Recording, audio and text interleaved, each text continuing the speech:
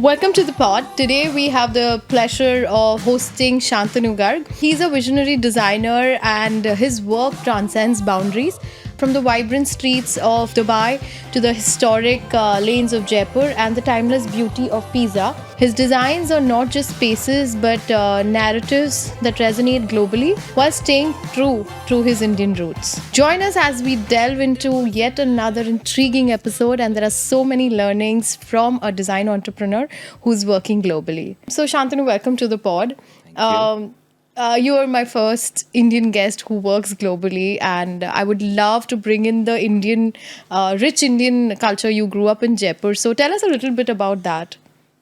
Well, Jaipur, and especially if I may say in India, is like a very culturally inclined. And Jaipur is True. a culture and a design capital of Yeah. India, Yeah. and it renders a lot of inspiration, and it also makes us revisit the history of luxury in India. If Yeah. you understand about the our royals and how the royals they have inculcated the True. cultural aspect in every day-to-day Thing they would customs, do. be it our weddings, be it our ceremonies, they are all followed by a certain system, Yeah. and that's what Jaipur gives you, like True. accessibility to craft culture and its visibility on the streets Yeah. everywhere. And also architecturally, I feel like, I Yes, mean, while learning architecture, I learned the Navgraha system and whatever the yes, Jaipur nine is square built on. mandala. Yeah, Yeah, it has been built on the nine square mandala, and yeah, also what I see that this city still holds strongly on its own culture, and it has a true. quite visible presence in terms of it has a unique appearance, Yeah, and yeah, this is one city where you'll definitely see an Indian ethos, true. I would and it is agree. quite it's quite vibrant, it's quite culturally inclined, yet Yeah, it is also modern. It is adapting to a lot of sort of urban development, but right. yet keeping the heritage ethos intact. Yeah, that's amazing. And again, when we were talking about culture, how do you balance culture and the current trends? Uh, I'm not somebody who's a lover of trends, but then, we are in a world of media. So, how do you balance that? See, for me, for my practice is completely inclined towards the user, and I Okay. Yeah. always bring in a logic to my narrative, and that Right. logic comes if the story, if the narrative is more personalized, it is more about the personality True. of my clients, because I feel that that is something which is really makes my practice unique, and Yeah. every narrative is different because every individual is different from each other, and they give Right. me certain stories, and I take the opportunity to translate these stories into the design narratives, Wow. and those design narratives are expressed through certain products, Hmm. designs, materials, craft, etc. Yep. So I feel that in terms of balancing it with the, because I also agree that the all the individuals are well traveled, they are global Yeah. citizens, so Of they course. have The vision, world certain, yeah, vision. they have Yeah. certain vision that they want Yeah. to always showcase in their own spaces, True. but I feel that balance will always come through the strong design language, like the kind Absolutely. of materials you use, the way you Yeah. compose your aesthetics, sensibilities.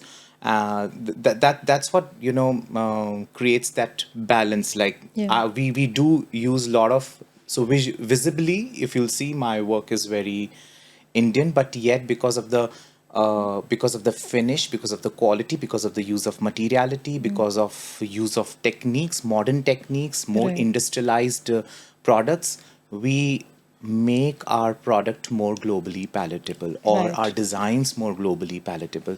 So even if I'm designing a chair which is being inspired from the gateways of India or arches of India, but Right. it is so well finished, so well crafted, and it has a lot of techniques and use of multiple materials industrial materials, handcrafted materials. So There's all a story even in material selection and like in yes, every yeah, stage of it, like yes, and from a then how person to a material to the finished yes, and product. then that is something which makes your design globally palatable True, because true. it's not about India is not about ethnicity anymore. India Not is more anymore. beyond Yeah, ethnicity. absolutely. But what I like to do the most is to I don't shy away of making things look visibly Indian. Right, right, To right. my eyes, it is still modern. So tell me, you're working in Dubai and Pisa as well. So is your design language adaptable, or you have to like probably to meet the client needs in a certain region, you have to change your designs or you have to change your basic ethos? So I feel that the every designer has a certain language, Right. and that language is expressed in the form of a poetry or a song or a story. So, but the language is the same, It's the right? same. So of course, Dubai gives me an opportunity to also revisit their history, their True. heritage, and I'm really enjoying it. Yeah. I'm visiting their heritage sports. So we are Yeah. doing a sports bar here in one Oh, of the hotels that nice. we are designing. We are so there also we are basically designing products that's inspired from the elements being used in certain heritage sports like falconry or archery, and also I feel that even Middle East or particularly UAE is also quite culturally inclined. Yes, They absolutely. have their certain elements that they like to True. reflect. Even if certain skyscrapers are the forms are inspired from The locals. the heritage. Like Museum of the Future calligraphy, I think Yeah, that that's a yes, great adaptation great of this. And adaptation. And then also a lot of, let's say, materials, the color palette. yeah, So yeah. so the hotel that we are designing, it's a Marriott tribute portfolio, and this hotel is inspired, the palette is inspired from sunset in the desert. Oh, So we beautiful. are basically taking inspiration from those textures of desert, and we're bringing in a lot of heritage elements, but through a lot of modern materiality. We're using Nice. old urns and vases but made out of resin. We are Okay. collaborating with young Emirati artists to create certain Brilliant. illustration that gives you the textures of desert. We are doing some commission carpets that's basically inspired from Bedouin tents and how the Arabs used to Oh, have their leisure time right. in Bedouin.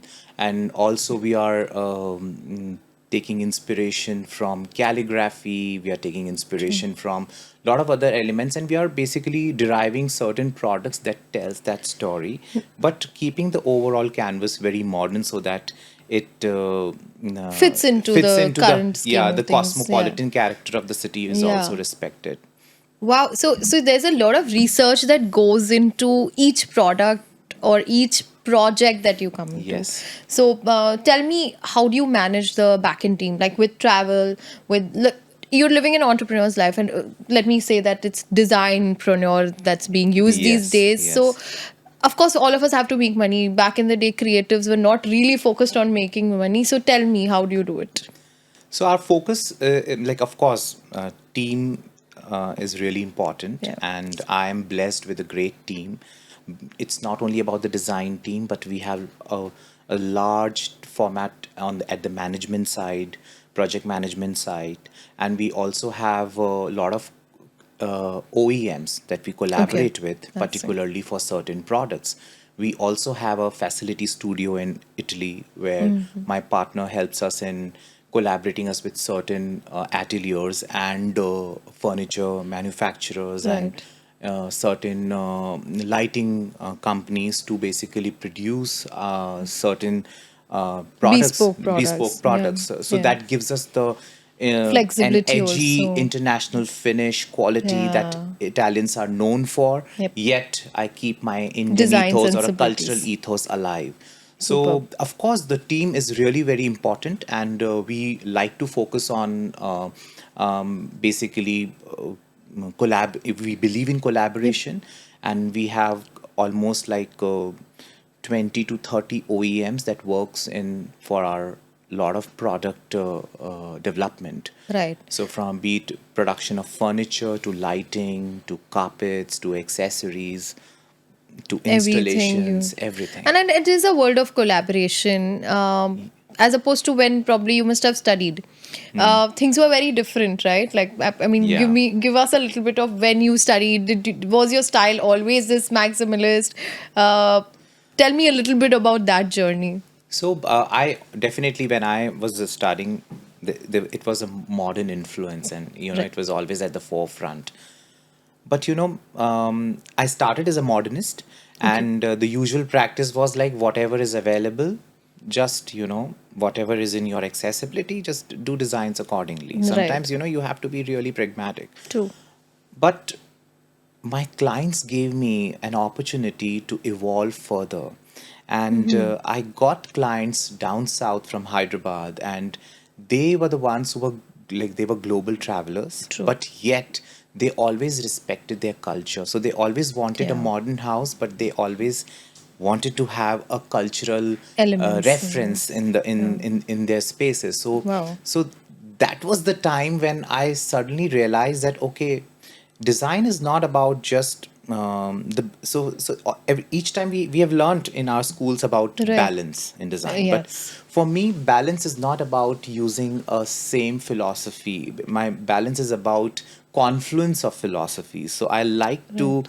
create a visible balance by using my modern canvas in the form of a structure, but then I throw in a lot of multiple elements through objects and curiosities. Yeah. And then that is something which is a balance for me. And that's how, the practice evolved. And then True. it became our core principle. Now Yeah. we always crave for stories Yeah. that our clients should give us, Yeah. like, Now some, that's your signature yeah. So, so, styling. so Yeah. then that gives me an opportunity to create something special for them, because Yeah. for me luxury has to be special. Luxury has to be Yes. something which is I must not say accessible, but it is something that is given a value. True. Luxury, even in a space, is like a jewelry, like how every gemstone in a jewelry is so carefully Yeah. put. So, luxury in a space is also about how interestingly you put your elements and Yeah. how you regard them in terms of the composition, in terms of their visual appearance. That's how I feel like the practice evolved, Yep. and now it has become our signature, and we never go ahead, no matter what trend is going, no matter Yeah. what mandate a particular client is rendering upon us, but we will always follow the context and culture in all our design narratives. That's We will amazing. never make a New York loft style Yeah. apartment in a New Delhi home. We will always educate our client to go for something which is contextually relevant, but Right. of course certain ethos of their choice can also be bring in while regarding the culture. That's amazing. And I'll go to a very pragmatic question now, client handling. Everybody has different experiences, but say if a new startup or a new designer has to set their own thing up, how do they come to a signature styling and convince clients to pay them for that? So for the startup is a very different story altogether. See, Yep. design is not something that you can like grow just on day Overnight. one. Yeah. Design takes time because it's like nurturing a baby. True. You cannot expect a baby to perform, Yeah. a Start 10-year old. running. Yeah. Yeah. So similarly the design also, it has to grow organically within you first. So you True. have to be patient, you have to give time, you need to give time to yourself to understand where your ethos lies, what you want to do Yeah. it. So you need to practice. It's Yeah. not the day one thing, but what I believe in, when I started, I always used to listen to my clients. I That's always a great one. I did classical homes also, I did modern homes also, I did Mediterranean homes also, but eventually I changed. Now I get a very particular clients. I Right. get clients who are fan of my work. They're already surrendered. They really Right. want my ethos. But we worked really hard for It 10 took you years exactly. It took a to come to this decade. point. And Yeah. then the consistency is also very important. So Right. so rather than focusing on forcing your strong points in enforce it onto your clients. Rather than, I believe you should be consistent to respect what they want. I And agree. eventually you will get that Build on it. confidence, Yeah. and your brand will have that sort of an identity that eventually And people then will people come to will come you to you. to you Yeah. So Because this in this Instagram world, everybody is seeing, see, they've not seen your hard work, they've not seen the uh, hours that you've put into building the identity that you have absolutely, right now. absolutely. So tell me, like, as real or as sad as it can be, I feel failures make us who are we are. So tell me one of your failures that taught you. There are many. Okay, pick two, three. There are many. I still remember I started my practice when I was in my college. All right. So Okay. it was my third year, and I was renovating one of my clients' room, like just one bedroom. Yeah. And it was basically the study part of the bedroom. I had not given an electrical point, Oh. and everything was built. And then it was something like, it was quite a bummer for the client, True. and they really complained about it. Likewise, there are many Yeah. complaints that we had gone through. We still go through that, but Yeah. I feel that these failures are really important for you to basically, Be it, grounded it also also. make you courageous, like, to True. experiment it. Yeah. So Yeah. now, like, for me, every project is a fresh blank slate. We don't repeat. So Right. so for us, even Every time today, there's a if I'm new producing learning. something special or for a project, I don't know Yeah.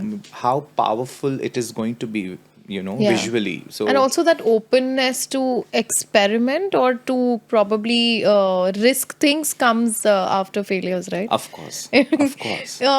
Tell me about global domination. How do you start from Jaipur to having offices in two massive regions? So that's something which probably will be a blueprint for the other designers. So from that So angle. I feel like I'm blessed with really good clients, and they gave me an opportunity, and I got a how do I say? So basically, when we started doing designs that were mostly India inclined, like, Right. because the works were quite centric to Indian uh, visual Elements and characteristics. characters. So Yeah. so I was not sure whether I will get a lot of opportunities globally, Outside. but Yeah. because we enhanced it, we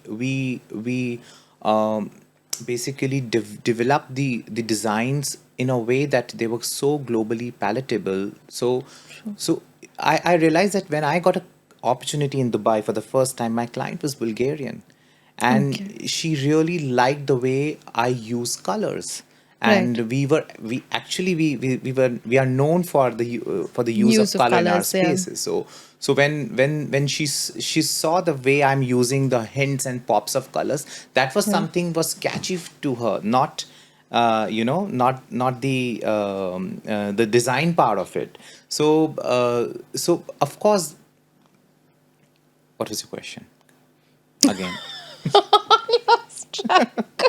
Even I lost track. And basically, it was how you go global from like starting Yeah. something So of course, so, like, you want to see your work globally. globally. Yeah. And then I started adapting my philosophies with different cultures. Like, we are doing a project in East Africa also, Right. so that also gives you an opportunity to experiment with the materials over there, the Yeah. techniques there, craftsmanship there. and Yeah. and how I can and still, if my client is an Indian, so, like, it's a Okay. marriage of Yeah. two cultures together. Amazing. So definitely that. So adaptability is the key. Yeah. Yeah. But if you have a strong design language and you are quite passionate about it, you will find your way, and you will True. definitely, and still your work will look different. No Yeah. matter, even if I Yeah. do a Middle Eastern home or an Andalutian style home, Yeah. still it is going to be different, because I have a strong design language that I follow. Right. And it comes naturally. There is no logic to it. There is no method that I can tell Yeah. you. It's basically, once you have It's your own also style. art in architecture merged together in a Yes, way. yes. So I think also I have to ask you this question because luxury, the word is so bastardized now. Now every third person doing something would add that word. But what does it mean to you? See, luxury to me is, how do I say? Luxury to me is not subtle. A lot of people say that luxury should be affordable. I feel Yeah, that it that's is the it antithesis of. it is not something which I believe in. Yeah. Luxury is special. Luxury Mm. is about bespoke narratives. It's Yes. about made to measure Yeah. Yeah. experiments. It's about unique attributes. True. It's about the luxury should force you to respect, Yeah. uh, you know, respect, to cherish or respect design, because Yeah. if you're not going to if it is not, if it is affordable, you tend to not respect it. So Absolutely. and Absolutely. affordability is never in terms of I say money. It's also about the effort, Yeah. Yeah. the I thought mean, process. I might produce something which might not cost, but it's the idea, yes. it's the process, it's the effort Yeah. that makes it And in the eventually category the of story and the luxury, and the packaging. story. Yeah. Yes, Yeah. that's what. Yeah. So I I think believe I in agree with that this part version. and then that eventually is not affordable. Yeah, This is what I that's realize. true. That's true. So exactly. And also, like, we come, like, India, we come from a, no matter how back in, like, how, a century back, like, however we were under the British rule. Yep. So but if you revisit the history of luxury in India, you will realize that we were far ahead in terms of our Absolutely. thought process. Absolutely. If you open a book of Van Cleef and Arpels, or if you open a coffee table book on Cartier, and when I see the first Designs. chapter on Maharani Sita Devi, Yep. and how she was passionate about jewelry, and how she used to go from one jewelry atelier to other jewelry atelier in Paris with 4 bodyguards to produce something which fulfills her needs. So they, even if she used to commission pieces from Van Cleef or Cartier, she will always want her culture to be reflected in the designs, Right. be it her Minaudiers to keep her cigarettes, to the what you call hip flask, Yep. to drink a special concoction that she used to drink, which was made out of Yeah. peacock's blood, Wow. and Van Cleef and Arpels made it in the shape of a peacock. Wow. So, Yeah. so there are endless stories. Raja of True. Kapurthala ordered wardrobe trunks from Louis Vuitton in 19th century to travel all True. over the world, and with his own specific requirements, how his turban is going to be fitted in, how all his ensembles are going to be It's organized. always been contextual. So Yeah. every time, even how Rolls Royce used to make the picnic Yeah. vans, Yeah. and how everything was addressed as a detail. Yep. So of course India was always, even if you go today and see Salarjung Museum and his collection of Yeah. walking sticks. So, It's and beautiful. even the chandeliers that Baccarat and Oslers made back in time, but they never asked for Victorian designs. They always said that, okay, how we can make it more culturally relevant. True. So, so I believe that we come from that sort of culture where heritage is very important, Yep. and I believe in heritage, and I take a lot of my inspiration from our heritage, and also around the Things globe wherever around. I'm working. Yep. I always go and revisit, because Yeah. I feel that that was the time when people were more conscious about I detail. agree. I agree. And now, Now those with this details are mass replaced by produced and yeah, technology. technology Yeah. produced, of course. I mean, it's been a very interesting conversation, and I always wrap up this podcast with a question: Why Dubai? Dubai is a, I think it's a global canvas. The Yep. world watches you when you True. do anything in Dubai, and it's such a passion driven city, and Yeah. it's young. It's still like it's It's young, the and building. it's Yeah. and also it gives you an opportunity to experiment, go global, and also I love the way the infrastructure is. And when I Right. drive on Sheikh Zayed Road in my convertible car, I feel like Yeah. another kind of energy. So that's Right. what this city gives me, and I really love. Awesome. And I feel like, because it's it's quite close to our culture. Like Yeah, it even is. if, It if is. if you see like Ottoman Empire coming to Middle East and then to India, Yeah. there is a very there is a very seamless transition between our True. cultures, and True. that's what I love about it. Yeah. Amazing. It's been great talking to you, Shantanu. Thank you Thank for you. doing this at such a short notice. Thank you so much. Thank you so much, Ritika. And I believe that with this effort of our practice in Dubai, we would love to celebrate our narratives in coming years with you as much Amazing. as you. Thank you. Thank you so much. I look Thank you. forward to it. Thank you so much. Whoa, whoa.